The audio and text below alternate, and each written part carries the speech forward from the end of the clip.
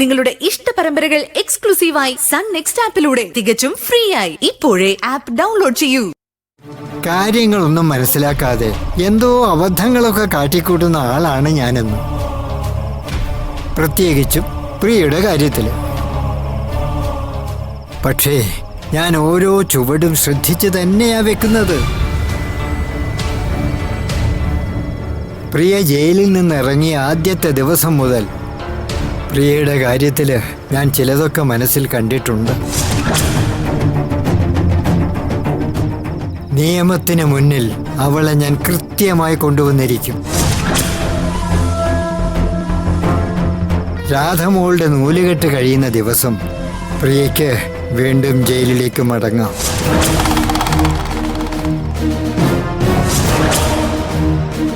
ഒരുപാട് പുതിയ ശിക്ഷകൾക്കുള്ള വകുപ്പുകളും ചേർത്തിട്ടായിരിക്കും അവളുടെ പുതിയ ജയിൽവാസം ആരംഭിക്കാൻ പോകുന്നത്.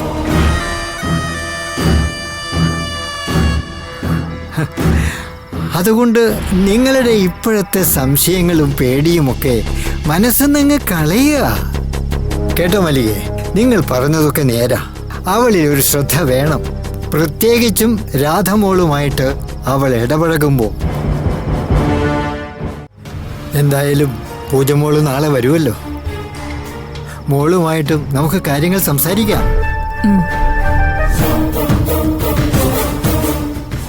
ഈ കിളവൻ ഞാൻ മനസ്സിൽ കണ്ടതിനേക്കാളും അപ്പുറത്തൊരു തന്ത്രശാലിയാണല്ലോ. സകല നീക്കവും പാളിപ്പോയി.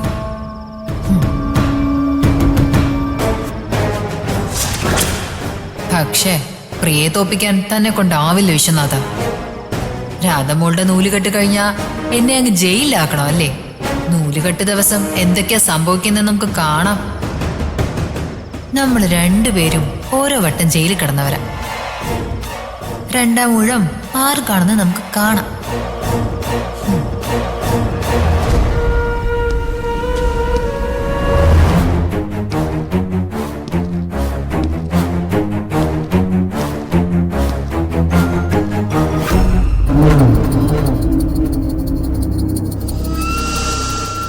എടോ അലക്സേ. സാറേ, തീരുമാനം എടുക്കേണ്ടത് താനാ. എല്ലാം തുറന്നു പറയുന്നോ അതോ ഇവിടെ കടന്ന് ഇടികൊണ്ട് താൻ റൊട്ടിയാവുന്നു? അയ്യോ സാറേ, സത്യം പറഞ്ഞില്ലെങ്കിൽ ഞാൻ ഇടിക്കും, ചോര തുപ്പിക്കും. എനിക്കൊന്നും അറിയില്ല സാറേ. എന്തറിയില്ലാന്ന്? ഞാനതിന് തന്നോടെന്തെങ്കിലും ചോദിച്ചോ? ചോദിച്ചു തുടങ്ങാൻ പോകുന്നതേ ഉള്ളൂ. അതിനു മുമ്പേ അറിയില്ല എന്ന് പറയണമെങ്കിൽ തനിക്കെന്തോ അറിയാം. അയ്യോ സാറേ, ഹേമചന്ദ്രന് സുഖമാണോ? അത് ഏത് ഹേമചന്ദ്രനാണെന്ന് തനിക്കൊരു സംശയം കാണുമായിരിക്കല്ലേ? കമ്മീഷണർ ഹേമചന്ദ്രൻ. പുള്ളിക്കാരന് സുഖമാണോ? ആ, നിങ്ങൾ തമ്മിൽ കാണാറില്ലേ? ഉണ്ട്.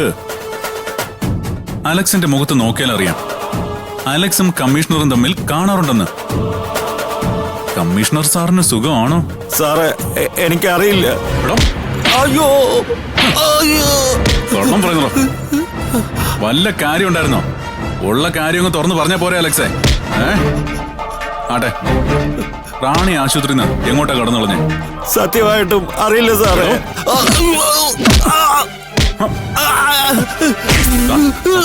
അറിയില്ലല്ലോ.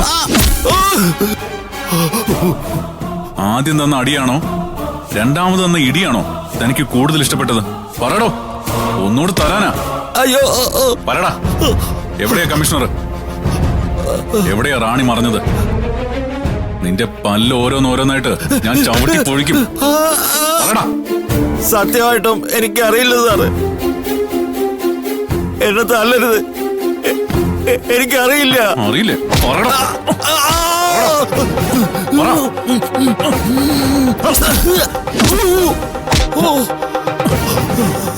ഇനി എന്നോട് കള്ളം പറഞ്ഞ നിന്റെ നാവ് ഞാൻ ചവിട്ടി പിഴുതെടുക്കും. എനിക്കറിയാൻ മേലാത്തത് കൊണ്ടാ സാറേ.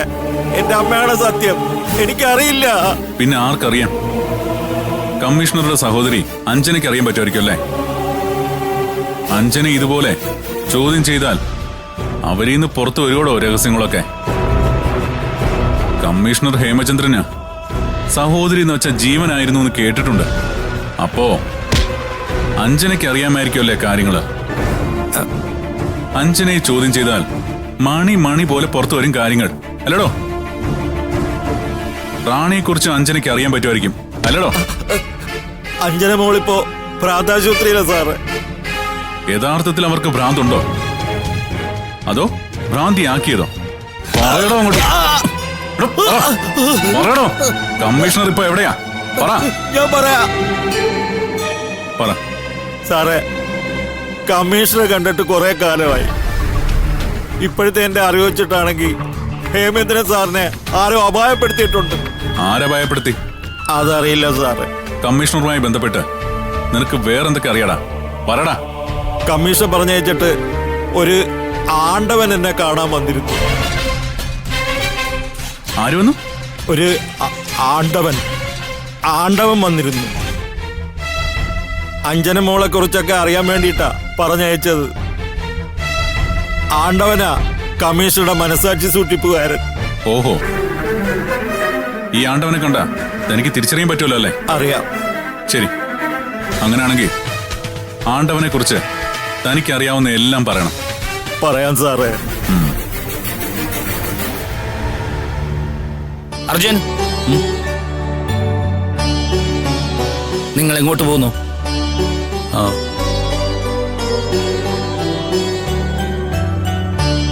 പൂജ സ്നേഹസഹനം വരെ പോകുന്നു.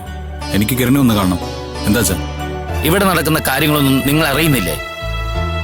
എന്താച്ചാ? എന്താ അമ്മേ? അഞ്ജനയുടെ കാര്യത്തില് നന്ദേട്ടൻ എടുത്ത തീരുമാനങ്ങളെ നമ്മൾ അംഗീകരിക്കുകയാണല്ലോ. നിങ്ങളതില് മുൻകൈ എടുത്ത് നിൽക്കുകയും ചെയ്യുന്നു. പക്ഷെ അമ്മയ്ക്കത് അംഗീകരിക്കാൻ പറ്റുന്നില്ല. അമ്മ ഭയങ്കര ദേഷ്യത്തിലും വാശിയിലുവാ. ഭക്ഷണം പോലും കൃത്യമായിട്ട് കഴിക്കുന്നില്ല. അമ്മ എങ്ങനെ കുറ്റം പറയുന്നത്? നന്ദനെ നിങ്ങൾ രണ്ടുപേരും അത്രയ്ക്ക് അങ്ങോട്ട് സപ്പോർട്ട് ചെയ്യരുത്. ഇത് ഒന്നോ രണ്ടോ വ്യക്തികളെ ബാധിക്കുന്ന കാര്യമല്ല. ഇത് കുടുംബ പ്രശ്ന, എടുത്തുചാട്ടമല്ല. കൃത്യമായ ഒരു ആലോചനയാണ് ഇതിന്റെ പിന്നിൽ ഉണ്ടാവേണ്ടത്. അച്ഛാ, വളരെ കൃത്യമായിട്ട് ആലോചിച്ചിട്ടാണ് ഞങ്ങൾ നന്ദനങ്ങളുടെ തീരുമാനത്തിനൊപ്പം നിന്നത്. അഞ്ജന എന്ന സ്ത്രീയെ കൊണ്ടുവരണം. അങ്ങനെ കൊണ്ടുവരാൻ തീരുമാനിച്ചവര് തന്നെ അമ്മയുടെ ആരോഗ്യത്തിന് സമാധാനം പറയണം. ഇത് കോടതിയോ കേസുവാദമോ ഒന്നുമല്ല, ജീവിത പ്രശ്നമാണ്. ഒരു ദിവസം കൂടി ആഹാരം കഴിക്കാതിരുന്നാൽ അമ്മയെ ഹോസ്പിറ്റലിലേക്ക് കൊണ്ടുപോണ്ടി വരും. അമ്മേ, അച്ഛമ്മയും കൂടെ വിളിക്കും.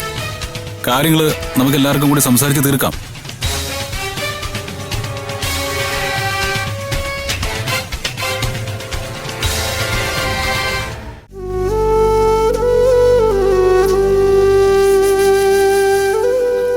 അമ്മേ, അമ്മ അങ്ങോട്ടൊന്ന് വന്നേ.